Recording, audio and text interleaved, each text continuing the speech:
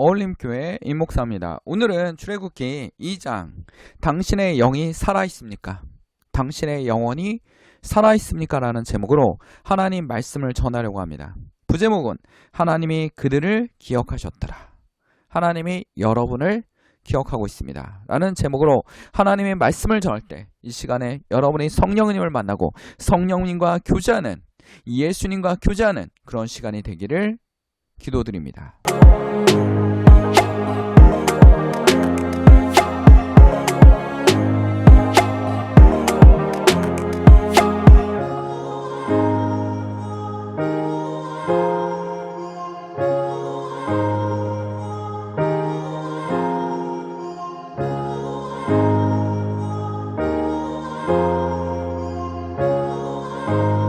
드와이트 무디를 아십니까? 무디라는 책을 어렸을 때 정말 많이 읽었습니다. 이 사람이 어떻게 설교자가 되었고, 그리고 어떻게 살았는지, 굉장히 가난했고, 우리 신발을 고치는 그런 데서 어렸을 때부터 일을 했습니다. 그리고 돈을 모았고 아이들에게, 초등학교 아이들에게 하나님의 복음을 전하는 사람이 되었고, 엄청난 미국의 설교가가 되었습니다. 그리고 무디 학교를 만들고 그랬던 사람입니다. 근데 이 사람이 남긴 유명한 말이 있습니다. 뭐라고 되어 있습니까?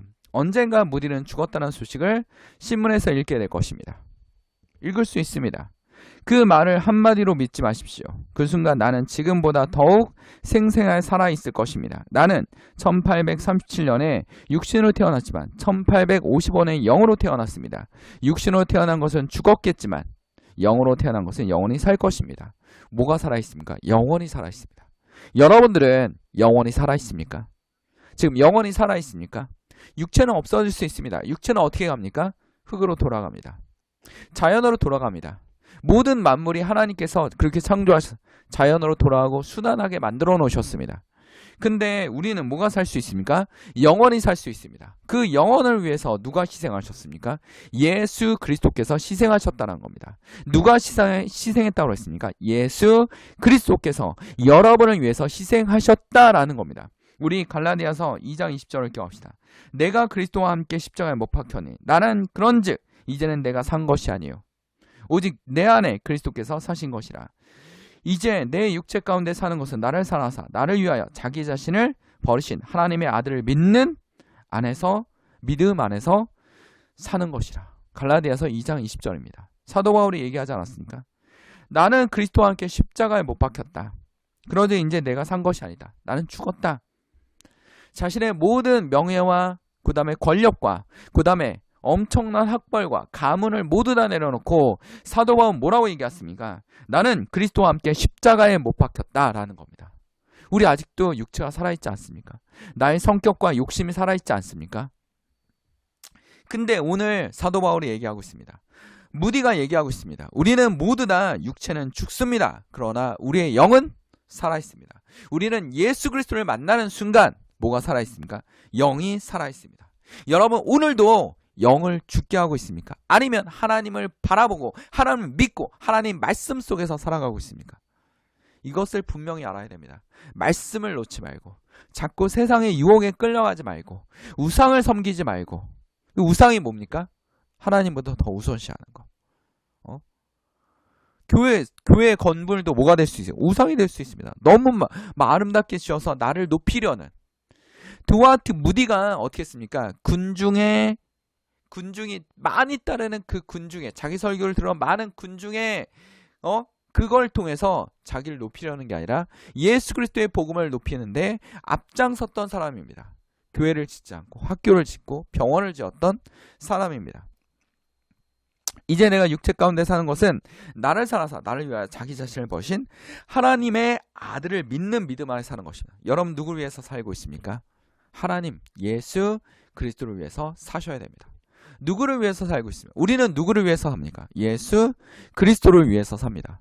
우리를 위해서 죽으신, 여러분의 죄 때문에 죽으신 하나님과 우리의 관계를 완전히 무너뜨린 마귀의 사탄의 권세를 이기신 예수 그리스도를 위해서 삽니다. 우리를 만드신 분이 누구십니까? 예수 그리스도십니다. 우리를 이끄시고 우리를 계획하시고 우리를 인도하시는 분이 누굽니까? 바로 예수 그리스도십니다. 여러분 속에서 여러분을 인도하고 여러분 마음속에 여러분을 자꾸 붙잡게 해주시는 분이 누굽니까? 예수 그리스도십니다. 아픈 사람이 있습니까? 질병 속에 있지만 우리는 누구를 붙들 수 있습니까? 하나님을 붙들 수 있습니다. 교회는 집사란 직분이 아닙니다. 장로란 직분이 아닙니다. 전도사란 직분이 아닙니다. 목사라는 직분이 아닙니다. 이건 뭡니까? 교회 조직을 운영할 수 있는 수단에 불과합니다. 우리 모두 다 뭡니까? 평등한 하나님의 자녀들입니다. 누가 오든지 어떤 모습으로 오든지 모두 다 예수 그리스도의 자녀들이라는 겁니다. 여러분 다시 한번 물어봅시다. 우리는 십자가와 함께 못 박혔습니까? 아니면 이제 나의 육체는 죽었고 누구의 영이 살아있습니까? 여러분의 영은 살아있습니까? 여러분 마음속에 무엇이 있습니까? 악함이 있습니까? 세상에 유혹이 있습니까? 탐욕이 있습니까? 뭔가 성공하려는 너무나 많은 욕심들이 있습니까? 성공이란 우상에 잡혀 있습니까? 기독교는 성공을 말하지 않습니다. 기독교의 성공은 무엇입니까? 예수 그리스도를 붙잡는 것입니다. 여러분 사도 바울은 유대인 집안에서 성공한 집안입니다. 완벽한 집안이지 않습니까? 쉽게 말하면 뭡니까? 기득권 집안이었습니다. 그러나 그 모든 것은 어떻게 했습니까? 예수 그리스도와 함께 십자가에 못 박혔습니다. 세상의 미디어는 뭐라고 얘기하고 있습니까? 재벌집 아들을 동경하게 되어 있습니다. 정치인의 아들, 금수저 이런 거 얘기하고 있지 않습니다. 그러나 우리는 다릅니다. 뭐라고 얘기하고 있습니까? 예수 그리스도와 함께 십자가에 못 박혔나니 그런즉 이제는 내가 산 것이 아니요 오직 내 안에 그리스도께서 사신 것이다 라는 것을 기억해야 될 것입니다. 이것이 우리의 모습입니다. 출애굽기 2장 2절에서 25절에 보면 이런 말이 있습니다. 뭐라고 되어 있습니까? 그 여자가 임신하여 아들을 낳았는데 그 아이가 하도 잘생겨서 남이 모르게 3달 동안 길렀더라. 하나님께서 뭘 이용하고 있습니까? 우리가 사람을 보는 방법. 그 아이가 너무 잘생겨서. 그래서 이 아이를 어떻게 했습니까? 남이 모르게 3달 동안 길렀더라. 명분을 만들어낸 거 아닙니까? 이 아이를 살려야겠다라는 거. 그리고 여기서는 잘생겼다라고 얘기하기보다는 정말 소중한 아이라고 생각하는 게 낫지 않겠습니까? 근데 3절에 그러나 더 이상 숨길 수가 없어서 갈대 상자에 구하였다가 굉장히 안 좋은 일이 일어난 것 같지 않습니까? 그런데 하나님이 이 안에 역사하고 계시는 겁니다. 누구에게 이끌어가고 있습니까? 이집트의 공주에게 이끌어가고 있습니다. 갈대 상자에 구했다가 역청과 송진을 바르고 아이를 거기에 담아 강가의 갈대사에 놓아두었다. 그 아이의 누이 멀찍이 서서 아이가 어떻게 되는지 지켜보고 있었다. 마침 때를 만들지 않습니까? 바로의 딸이 목욕을 하려고 강으로 내려왔습니다. 분명히 아이를 강가에 버리는 것은 굉장히 고통스러운 일이었을 겁니다. 아이가 죽을 거야 라는 생각을 알고 있지만 어쩔 수 없이 일만의 희망을 가지고 누군가 건져주겠지라는 그 희망을 가지고 아이를 바구니에 담아서 놓았던 겁니다. 그러니까 희망인데 우연의 희망이었습니다. 아무도 이 아이가 살 거라는 생각은 하지 못했을 것입니다. 근데 하나님은 이 절망적인 상황을 다시 이용하십니다. 어디에? 이집트로 보내십니다. 이집트의 왕자가 되십니다. 그리고 여기서 얘기하지 않습니까? 저자가 분명히 얘기하고 있습니다. 마치 바로의 딸이 나타나서. 그리고 어떻게 합니까? 이 아이를 키우고 싶은데 이 아이를 너무나 키우고 싶습니다. 6절에 보면 열어보니 거기에 남자아이가 울고 있었고 공주가 그 아이를 불쌍히 여기면서 말하였다. 이 아이는 틀림없이 히브리 사람이구나. 아이들을 남자아이를 다 죽이다 보니까 이렇게 아이를 버렸구나라는 걸 알게 된 겁니다. 그때 그 아이의 누이가 나와서 바로의 딸에 말하였다. 제가 가서 히브리 여인 가운데 아기에게 젖을 먹일 유모를 데려다 드릴까요? 라고 합니다. 그래서 그 유모가 누굽니까? 바로 진짜 모세의 엄마죠.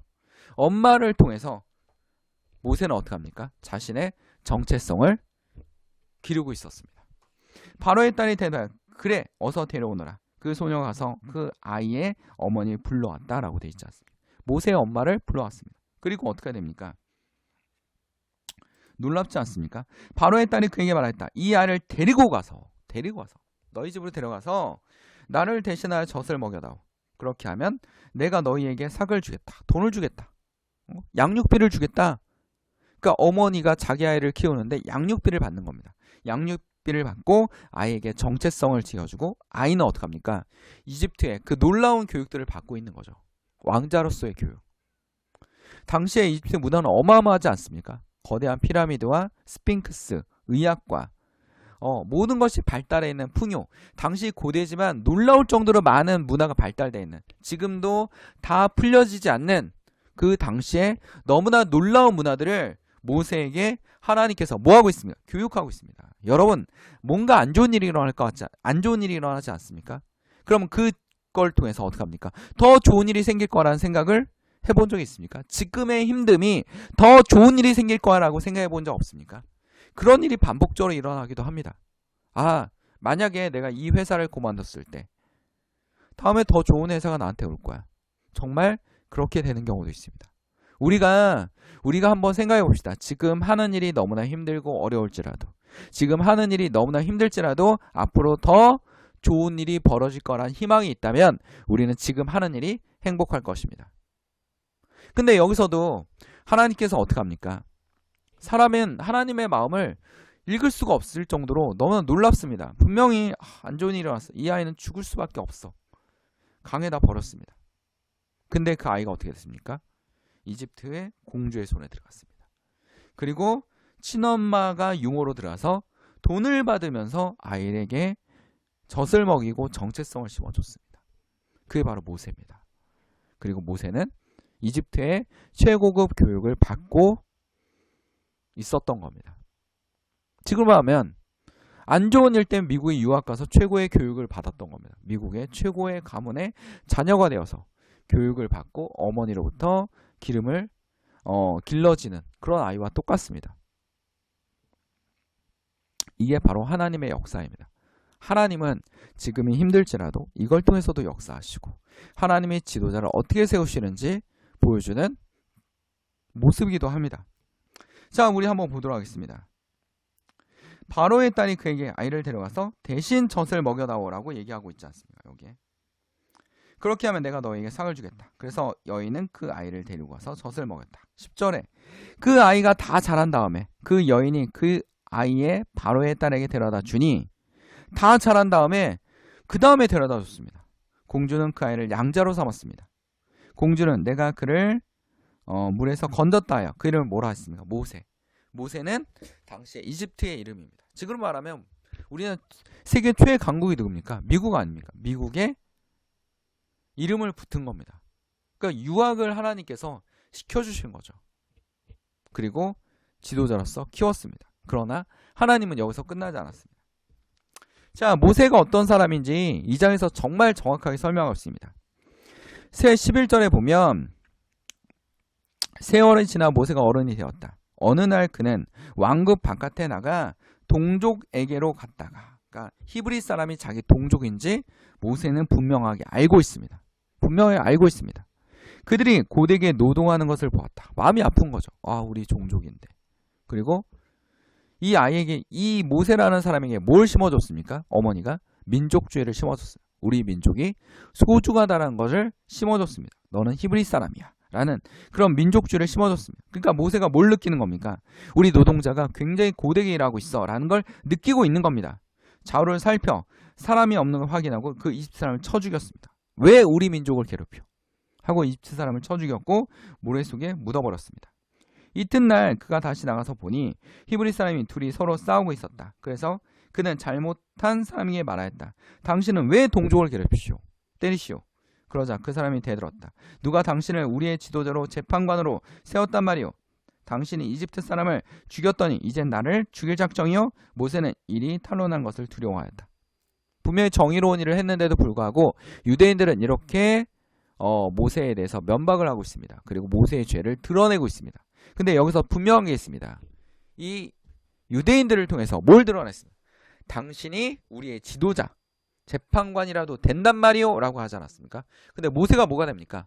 재판관이면서 지도자가 되지 않습니까? 하나님은 이제 이집트에서 누굴 나오게 하려고 합니까? 이스라엘 백성들을 나오게 합니다. 근데 이스라엘 백성들이 어떻게 합니까? 이스라엘 백성들이 나올 준비를, 만약에 이스라엘이 이집트에서 너무 행복했다면 나오고 싶어 하겠습니까? 고되게 노동을 시키고 막 이러니까 여기서 떠나고 싶은 마음을 하나님 심어주고 있는 겁니다. 그래서 어떡합니까? 떠날 준비를 하기 위해서 지도자를 세우고 계십니다. 근데 모세는 어떤 사람입니까? 정의로운 사람입니다. 분명히 노동을 고되게 했는데 이집트 사람이 너무나 괴롭혀. 이건 아닌 것 같아. 또 미디안 광야로 쫓겨나는데 미디안에서 제사장이 7딸이 있었는데 그 딸들이 그리로 와서 물을 길러 구유에 부으며 아버지의 양떼에서 물을 먹이려 하였다. 그런데 목자들이 나타나서, 당시에 물은 뭐가 되는 겁니까? 이권이 되는 겁니다. 이권. 하나의 경제적인 권리가 되는 겁니다. 그러니까 그들을 쫓아버리고 우리가 물을 쓸 거야. 니네가 왜 함부로 물을 써? 그러니까 이 우물에 대한 소유권이 없는데도 불구하고 힘으로 어떻게 합니까? 밀어붙이는 거죠. 밀어붙이는 겁니다. 모세가 이걸 봤습니다. 분명히 모르는 양떼를 보는 여성들이었는데 또 불구하고 어떻게 합니까? 나서서 우물을 뺏어줍니다. 그러니까 모세라는 사람에 대해서 지금 출애굽기 저자는 뭐라고 얘기하고 있습니까? 정의로운 사람이다. 굉장히 정의로웠다.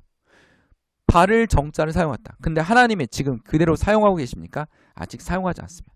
더 미디안 광야에서 40년 동안 양치기를 시킵니다. 그리고 유대인의 거의 80세가 됐을 때 사람들이 생각할 때 지도자 끝났어. 이제 모세는 지도자 될 사람이 아니야. 정말 많이 늙었어. 라고 생각했을 때 정말 힘도 없고 아무것도 없는 모세를 어떻게 합니까? 이스라엘의 지도자로 세웁니다. 그게 바로 누구였습니까? 바로 모세였습니다. 하나님의 생각과 우리의 생각은 다릅니다. 우리는 이렇게 했으면 좋겠지만 하나님의 생각은 그렇지 않습니다. 하나님은 우리를 통하여 여러분의 연약함을 통해서 여러분의 약함을 통해서 내가 살아있는 신이다라고 메시지를 보내고 있습니다. 여러분을 모세를 가장 연약하게 만들어 놓고 이스라엘의 지도자를 세웁니다. 이스라엘 이끄는 사람은 누구다? 모세가 아니라 모세를 이끌고 있는 바로 나 하나님이다 라고 얘기하고 있습니다. 오늘 2장 끝 마무리를 정확히 볼 필요가 있습니다. 출애굽기 2장 마무리에 보면 25절에 이렇게 되어 있습니다. 뭐라고 되어 있습니까? 하나님이 이스라엘 자손을 돌보셨고 하나님이 그들을 기억하셨습니다. 라고 되어 있습니다. 여러분, 이 말씀을 이렇게 합시다. 하나님이 여러분을 돌보셨고 하나님이 여러분을 기억하셨습니다. 여러분의 이끄는 사람 누굽니까? 바로 예수 그리스도십니다. 성령님이십니다. 이 시간에 여러분이 누구의 이끌림을 받고 있습니까? 성령의 이끌림을 받고 있습니다. 오늘 이 말을 기억합시다. 하나님이 여러분을 돌보셨고 하나님이 우리를 기억하셨더라.